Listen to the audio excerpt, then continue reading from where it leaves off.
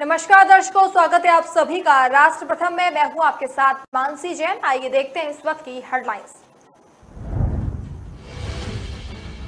गहलोत बनेंगे खड़गे के प्रस्तावक, कहा वह अनुभवी नेता, उनका चुनाव लड़ने का फैसला सही। अध्यक्ष पद की रेस से बाहर हुए दिग्विजय सिंह, मल्लिकार्जुन खड़गे भरेंगे नामांकन। माकन का वीडियो हुआ वायरल, हमारी संख्या बढ़ती जाएगी, गहलोत की ओवर स्मार्टनेस ने लगाए ठाके। अशोक गहलोत का इनकार, सचिन पायलट को इंतजार, सबकी निगाहें 10 जनपद की तरफ। आर्ट यूनिवर्सिटी में राज्यपाल कलराज मिश्र ने किया कुलपति नियुक्त, 5 कृषि विश्वविद्यालयों को मिले वीसी। कांग्रेस अध्यक्ष पद के चुनाव के लिए शुक्रवार को नामांकन की तारीख यानी आज है। कांग्रेस अध्यक्ष के चुनाव में अब नया मोड़ आ गया है। दिग्विजय सिंह ने कहा कि वह अध्यक्ष का चुनाव नहीं लड़ेंगे, वह मल्लिकार्जुन खड़गे का प्रस्तावक बनेंगे। खास बात यह है कि राजस्थान से सीएम अशोक गहलोत और राज्यसभा सांसद प्रमोद तिवारी भी मल्लिकार्जुन खड़गे के प्रस्तावक बनेंगे। मीडिया रिपोर्ट्स के अनुसार राजस्थान से राज्यसभा सांसद प्रमोद तिवारी ने कहा कि वह स्वयं की मर्जी से दिल्ली पहुंचे हैं, वे कांग्रेस अध्यक्ष के चुनाव प्रक्रिया में खड़गे के प्रस्तावक बनेंगे। वहीं अशोक गहलोत दिल्ली ने मल्लिकार्जुन से मुलाकात की। इसके बाद मीडिया से बातचीत में उन्होंने कहा कि मल्लिकार्जुन खड़गे अनुभवी नेता हैं, उनका फैसला सही है, हम सभी लोग एकजुट हैं। मल्लिकार्जुन खड़गे और गहलोत एक दूसरे के समर्थक माने जाते हैं। हाल ही में राजस्थान के सियासी संकट के बीच मीडिया से बातचीत में मल्लिकार्जुन खड़गे ने बताया था कि विधायकों के बैठक में नहीं आने पर उन्होंने अशोक गहलोत से फोन पर बात की थी। अब अशोक गहलोत खुद अध्यक्ष बनने की रेस से बाहर है, ऐसे में वो खड़गे को सपोर्ट करने के लिए मौजूद रहेंगे।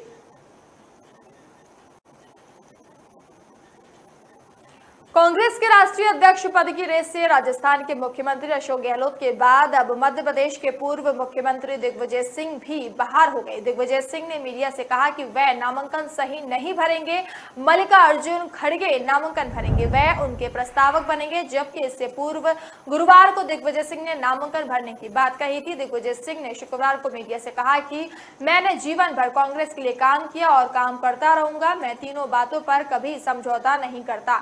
दलित, आदिवासी और गरीब का पक्ष, दूसरा सांप्रदायिक माहौल बिगाड़ने वालों से और तीसरा में प्रतिबद्धता कांग्रेस और गांधी परिवार के साथ है। मैंने इससे भी कभी समझौता नहीं किया। खड़गे जी मेरे नेता हैं, मुझसे सीनियर हैं। मैंने गुरुवार को उनसे मुलाकात की, उन्होंने कहा कि मैं फॉर्म नहीं भरूंगा। इसके बाद मैंने नामांकन भरने की बात कही। आज मीडिया के माध्यम से उनके फॉर्म भरने की बात का पता चला। मैंने उनसे मुलाकात की, अब उनका इरादा फॉर्म भरने का है, इसलिए मैं उनका प्रस्तावक बनूंगा। भोपाल में पूर्व मुख्यमंत्री और प्रदेश कांग्रेस अध्यक्ष कमलनाथ ने कहा कि दिग्विजय सिंह से बात हुई है, उन्होंने कहा है कि मैं नामांकन नहीं करूंगा, हम मल्लिकार्जुन खड़गे का साथ देंगे। कमलनाथ ने कहा कि मुझे नहीं मालूम दिग्विजय सिंह और मल्लिकार्जुन खड़गे ने ये फैसला क्यों लिया। हालांकि इससे पहले कमलनाथ और पूर्व मंत्री सज्जन सिंह वर्मा ने दिग्विजय सिंह के नामांकन फॉर्म भरने पर कहा था कि अब उन्होंने सिर्फ फॉर्म लिया है, जब वे दिग्विजय अध्यक्ष बन जाएंगे तब सोचेंगे। दोनों वरिष्ठ नेताओं के बयान से अंदाजा लगाया जा सकता है कि वह मध्य प्रदेश कांग्रेस दिग्विजय सिंह को राष्ट्रीय अध्यक्ष बनते देखना चाहती है।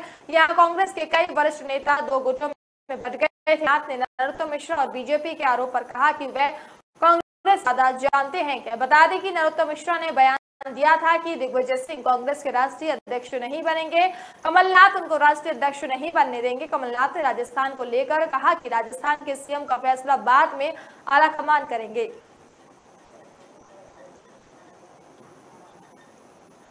राजस्थान के सियासी संग्राम में गहलोत गुट के नेताओं ने अजय माकन पर लगाए हैं। उनका कहना था कि अजय माकन सचिन पायलट को मुख्यमंत्री बनाने की साजिश के तहत विधान करने आए थे।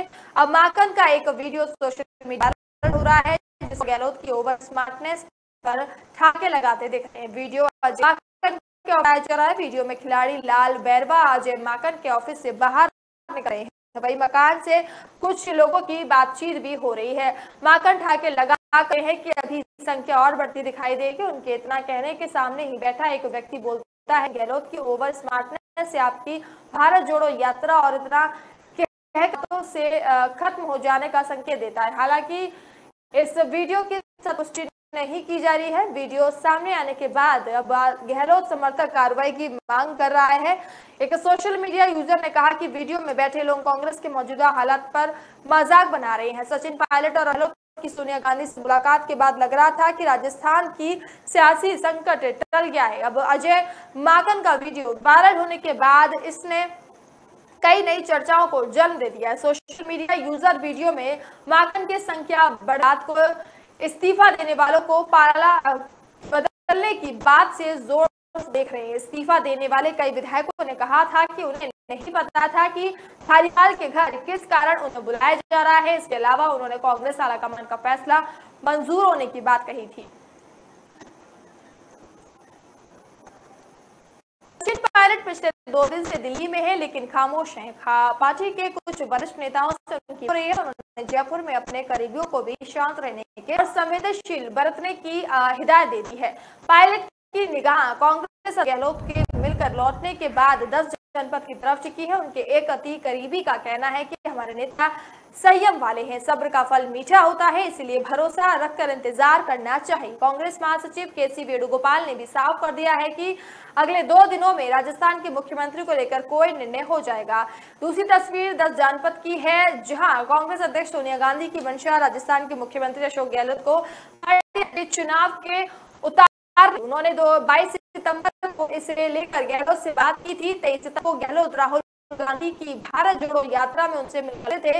अध्यक्ष पद का चुनाव लड़ने नामांकन दाखिल करने का संकेत दिया गया था, लेकिन गुरुवार को कांग्रेस अध्यक्ष से मिलने के बाद अशोक गहलोत ने खुद साफ दिया। उन्होंने मीडिया से कहा कि अध्यक्ष पद का चुनाव नहीं लड़ रहे हैं। अशोक गहलोत का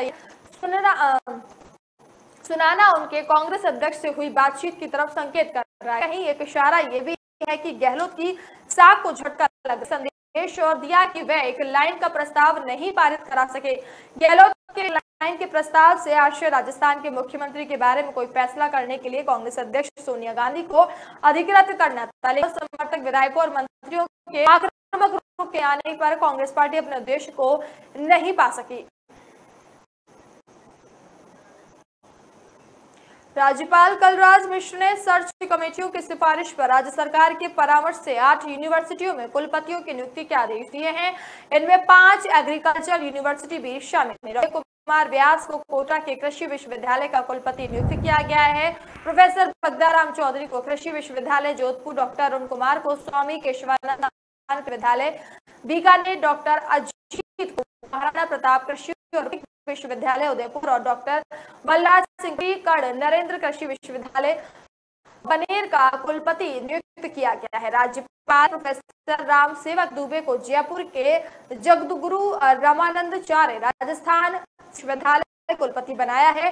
प्रोफेसर प्रदीप कुमार प्रजापति को डॉक्टर सर्वपल्ली राधाकृष्ण नागरिक विश्वविद्यालय जोधपुर और प्रोफेसर कैलाश खाड़ी को वर्धमान महावीर खुला विश्वविद्यालय कोटा का कुलपति नियुक्त किया गया है। राज्यपाल कलराज मिश्र ने इसी कुलपतियों की नियुक्ति 3 साल के लिए ही है। कोई कुलपति अधिकतम 70 साल की उम्र से बना रह सकता। फिलहाल वक्त तो चला एक छोटे से ब्रेक का। ब्रेक के बाद जल्द हाजिर होंगे।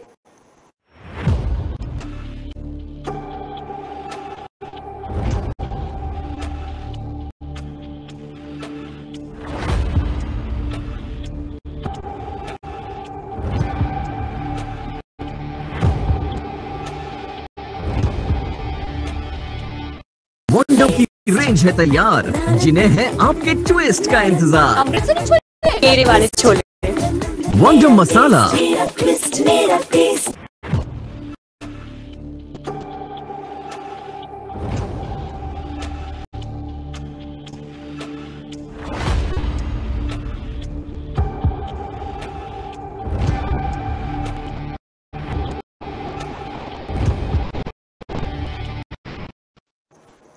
ब्रेक के बाद एक बार फिर से आप सभी का स्वागत है। अलवर के ऋषि भर्तहरि मत्स्य विश्वविद्यालय के नववर्तमान अध्यक्ष सुभाष गुर्जर ने कांग्रेस छोड़कर आम आदमी पार्टी का पल्ला झाड़ लिया। आपको बता दें कि कांग्रेस को झटका लगा है। कांग्रेस के नेताओं ने आम आदमी पार्टी से संगठन कर लिया है। संगठन मंत्री दुष्यंत की मौजूद रहे। सुभाष गुर्जर ने बताया कि कांग्रेस और भाजपा की दमनकारी नीतियों और चाटुकारिता कार्यकर्ताओं की अनदेखी, भाई भतीजावाद, परिवारवादी और वंशवाद आदि से परेशान हो गया था। मैंने आम आदमी पार्टी की विचारधारा और केजरीवाल मॉडल से प्रभावित होकर आपकी सदस्यता ग्रहण की है। आप प्रभारी विनय मिश्रा ने अनौपचारिक बातचीत करते हुए बताया कि लगभग 12 विधायक उनसे निरंतर संपर्क में बने हुए हैं, आने पर अपनी स्थिति का खुलासा कर सकेंगे। मिश्रा के अनुसार कहीं और सीसी में आए जाने से नाराज हैं और आपके संपर्क में बने हुए हैं।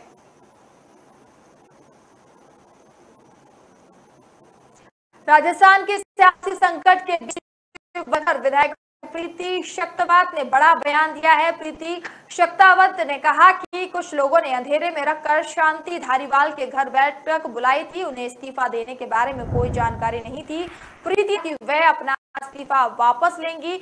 मीडिया रिपोर्ट्स के अनुसार प्रीति शक्तावत ने कहा कि कांग्रेस आलाकमान का हर फैसला मंजूर करेंगी। राजस्थान का सियासी ड्रामा शांति धारीवाल के घर से शुरू हुआ था। अब इसको लेकर प्रीति ने कहा कि उन्हें इस बैठक का कारण नहीं, मंत्री की जानकारी के बिना बुलाना गलत है। इसके साथ ही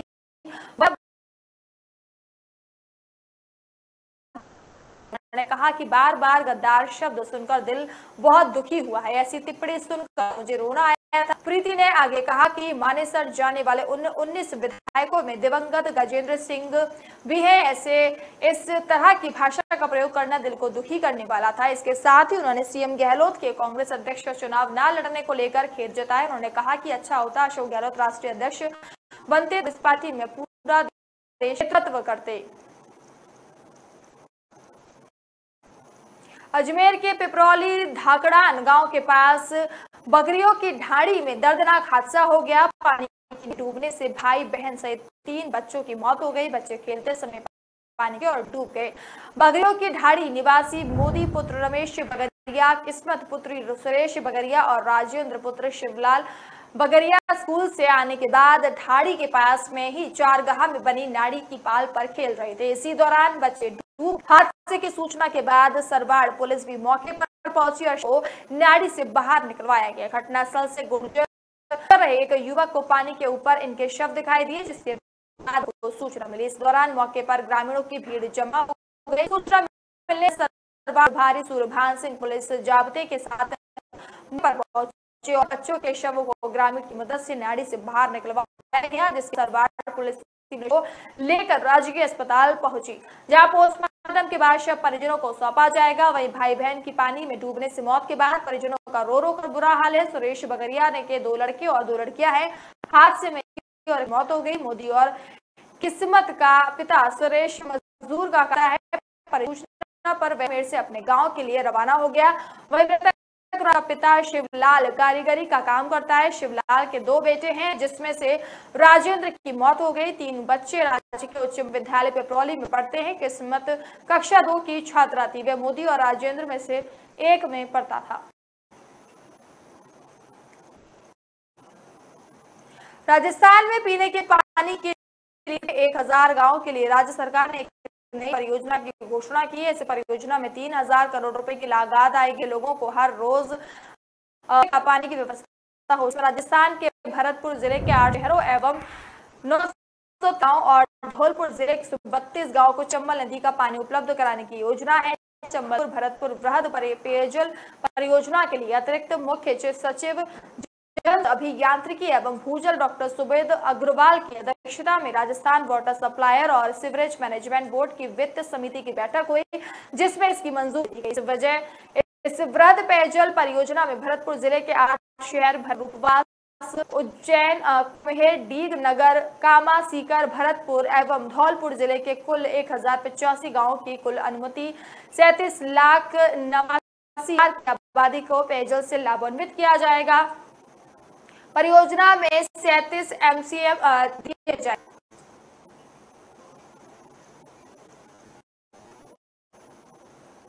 फिलहाल वक्त तो चला एक छोटे से ब्रेक का। ब्रेक के बाद जल्द हाजिर होंगे।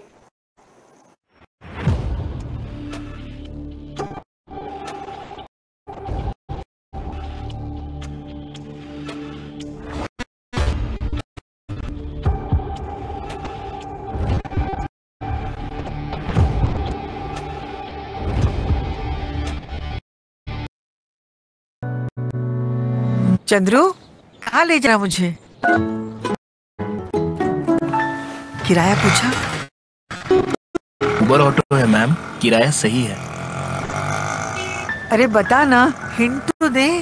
सोचे जो चाहे वो करके दिखा दे। फ्लाइट जो चाहे वो करके दिखा दे।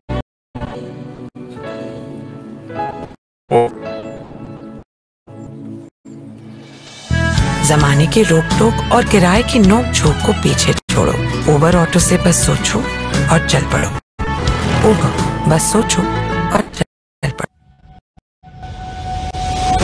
लहरों से डरकर नौपार नहीं होती, कोशिश करने वाली कभी हार नहीं। नन्ही चींटी जब दाना लेकर चलती है, चढ़ती दीवारों पर पार फिसलती।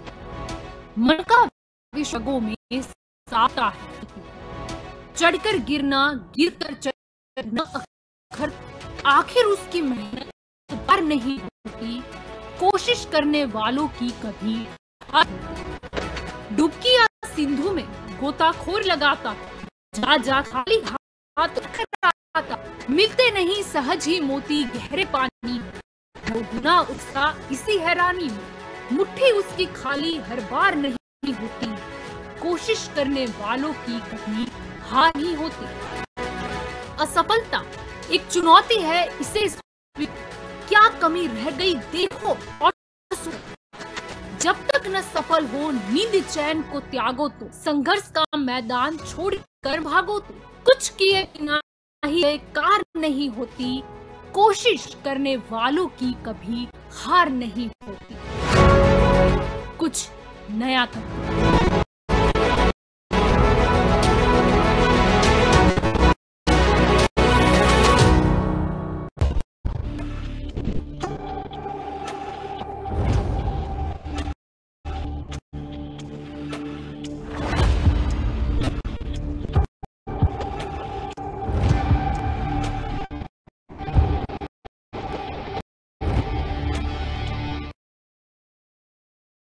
ब्रेक के बाद एक बार फिर से आप सभी का स्वागत है। विद्युत सुधारों के क्षेत्र में अग्रणी अजमेर विद्युत वितरण निगम ने एक बार फिर उच्च कीर्तिमान छुआ है। डिस्कॉम प्रबंध निदेशक NS निर्वाण ने अजमेर में hi tech meter lab CTPT test bench का शुभारंभ किया। साथ ही देश के उन अग्रणी डिस्कॉम में शामिल हो गया है जहां ये उच्च स्तरीय सुविधा उपलब्ध होगी। अजमेर विद्युत वितरण निगम के प्रबंधन निदेशक NS निर्वाण ने बताया कि निगम स्तर पर मीटर्स की गुणवत्ता जांच के लिए अजमेर मुख्यालय पर हाईटेक मीटर टेस्टिंग लैब शुरू की गई है। ये ISO की पालना में NABL द्वारा प्रमाणित निगम की टेस्ट एवं कैलिब्रेशन लैब है।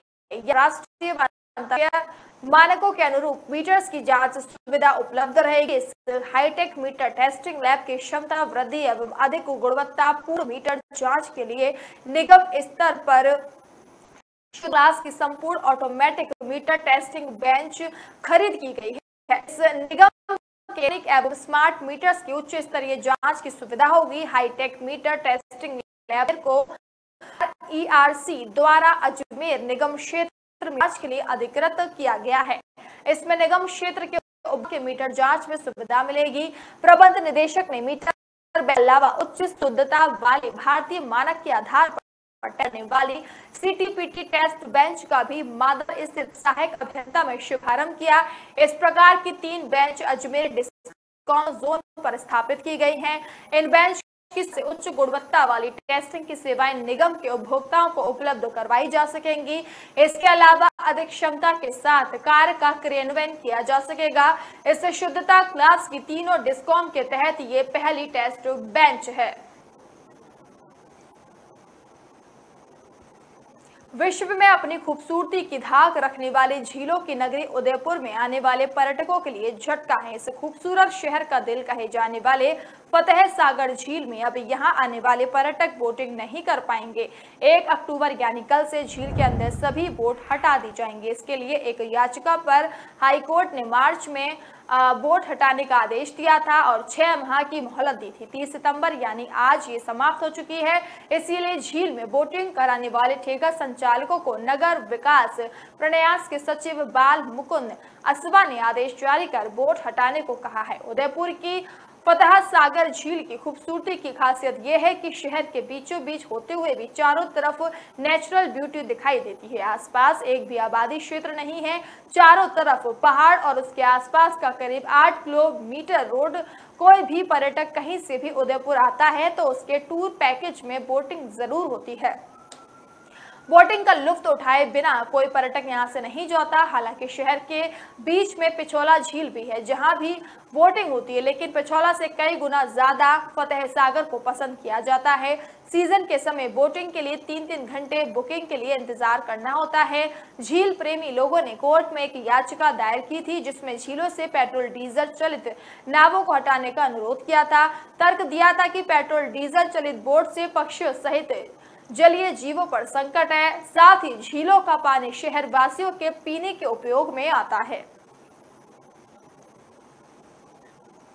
राष्ट्रीय मेला दशहरा 2022 के उद्घाटन के साथ ही मेला आकार लेने लगा है। मेले में सांस्कृतिक कार्यक्रमों के साथ साथ झूले और खाने पीने के स्टॉल भी आकर्षण का केंद्र होते हैं। देश के विभिन्न हिस्सों से झूला संचालक भी कोटा पहुंच चुके हैं। झूलों के अलग अलग हिस्सों में रंगाई पुताई का काम चल रहा है। इसके साथ ही झूलों की फिटिंग करने का काम भी शुरू हो चुका है। झूला बाजार में मौत का कुआं, joint wheel, break dance, Columbus dragon, सेलेम्बो, रेंजर, ट्विस्ट एंड ऑप्टिक्स जैसे झूले आकार लेने लगे हैं। ड्रैगन से ऐसा है जो लोगों को डराएगा तो ब्रेक डांस लोगों को काफी लुभाएगा। कोलकाता से रानू भाई, कोटा के हरीश शर्मा, उज्जैन के खालिद भाई समेत विभिन्न झूला संचालकों ने कोटा के दशहरा मेले में झूला लगाना शुरू कर दिया। झूला संचालक रानू भाई ने बताया कि वह 22 सितंबर को ही कोटा आ गए थे। अभी झूलों की पुताई और फिट करने का काम किया जा रहा है। उनके साथ 45 सदस्य आए हैं। रानू भाई अन्य लोगों के साथ मिलकर 6 झूलों का संचालन करेंगे। उन्होंने बताया कि झूला फिटिंग में करीब 10 दिन का समय लगता है। वहीं 5 अक्टूबर तक कुछ झूले चलने भी लगेंगे। झूलों के लिए मजबूत फाउंडेशन सबसे प्राथमिक आवश्यकता होती है। रानू भाई बीते 15 वर्ष से कोटा मेले में झूला का संचालन कर रहे हैं। कोविड के 2 वर्ष बाद मेला आयोजित हो रहा है तो गुंजाइश से भी अधिक। ऐसे में कोविड की परेशानी से उभरने का प्रयास होगा। इस बार अच्छे व्यापार की भी उम्मीद है। इस बार मेले से व्यापारी झूला, चाट, पकौड़ी वाले सब कमाएंगे। दूसरी ओर जनता की भी मनोरंजन की भूख पूरी हो जाएगी। राजस्थान हाईकोर्ट ने राजस्थान क्रिकेट एसोसिएशन के चुनाव को रोक लगा दी है। मुख्यमंत्री अशोक गहलोत के बेटे वैभव गहलोत अध्यक्ष पद का चुनाव लड़ रहे हैं। दौसा, नागौर, श्री गंगानगर और अलवर के जिला क्रिकेट एसोसिएशन की ओर से दायर याचिका पर न्यायमूर्ति महेंद्र गोयल की एकल पीठ ने यह फैसला दिया है। आरसीआई का चुनाव रिट याचिका में आरोप लगाया गया कि आरसीआई चुनाव के अधिकारी रामलू भाया स्वतंत्र और निष्पक्ष व्यक्ति नहीं है, वह सेवानिवृत्त आईएएस अधिकारी हैं। याचिकाकर्ता डीसीए की ओर से पेश हुए वकील डॉक्टर अभिनव शर्मा ने कहा कि चुनाव अधिकारी ने सरकार में सक्रिय रूप से काम किया है और वह राज्य के मुख्यमंत्री के अधीन काम कर रहे हैं। मुख्यमंत्री अशोक गहलोत के बेटे वैभव गहलोत न केवल आरसीए के वर्तमान अध्यक्ष हैं बल्कि इस पद के लिए फिर चुनाव लड़ रहे हैं। आरोप लगाया कि राम लुभाया को राजस्थान में जिलों के परिसीमन के लिए उच्च अधिकारी प्राप्त समिति का मार्च में 6 महीनों के लिए अध्यक्ष नियुक्त किया गया था और बाद में 8 सितंबर को उन्हें चुनाव अधिकारी के रूप में नियुक्त कर दिया गया। याचिका में आरोप लगाया गया कि राज्य सरकार ने आरसीए के चुनाव को प्रभावित करने के मकसद से उच्च अधिकारी प्राप्त समिति में 13 सितंबर को उनका कार्यकाल 2023 तक बढ़ा दिया। आरसीए की ओर से पेश हुए वरिष्ठ अधिवक्ता राजेंद्र प्रसाद दलील ने दी थी कि अगर केवल पिता के कहने पर चुनाव प्रभावित हो रहे हैं तो जय शाह बीसीसीआई के सचिव हैं और उनके पिता भारत के गृह मंत्री, इसीलिए ये नहीं कहा जा सकता कि बीसीसीआई राजनीतिक दबाव में है। अदालत ने राजस्थान क्रिकेट एसोसिएशन की दलीलों को खारिज कर दिया। वहीं शुक्रवार को होने वाले चुनाव पर भी रोक लगा दी। मामले की सुनवाई अब अगले शुक्रवार को होगी।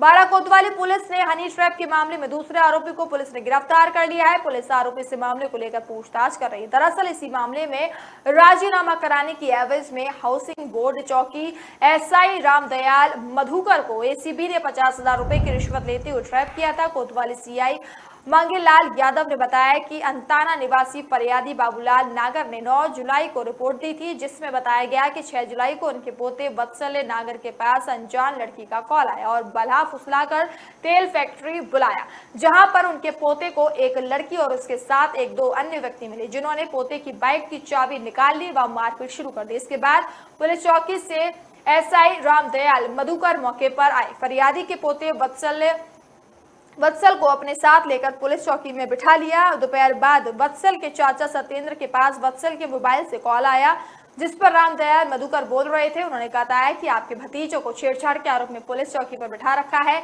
2 घंटे में आ जाओ। इससे सूचना पर फरियादी व पुत्र सत्येंद्र चौकी पर पहुंचे, जहां पर वत्सल ने सारी बात बताई। चौकी पर पहले से ही बैठी हुई लड़की सीमा और हेमराज सुमन मिले, उनसे बातचीत की तो उन्होंने फरियादी के पोते वत्सल पर छेड़छाड़ व ज्यादती का केस लगाने की धमकी दी और राजीनामे के लिए 10 लाख रुपए मांगे। मामले में पुलिस की ओर से जांच फिलहाल की जा रही है।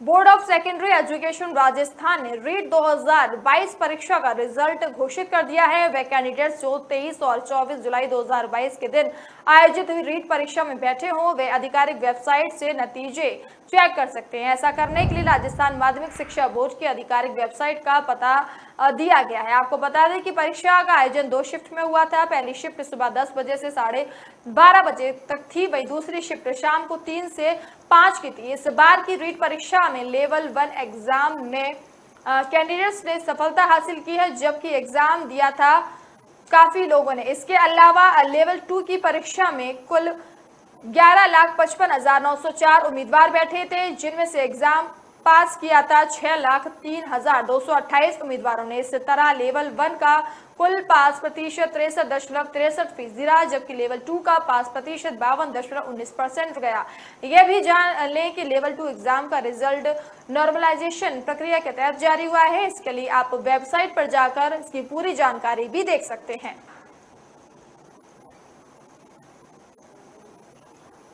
फिलहाल इस बुलेटिन में इतना ही। अब मुझे दीजिए इजाजत। नमस्कार।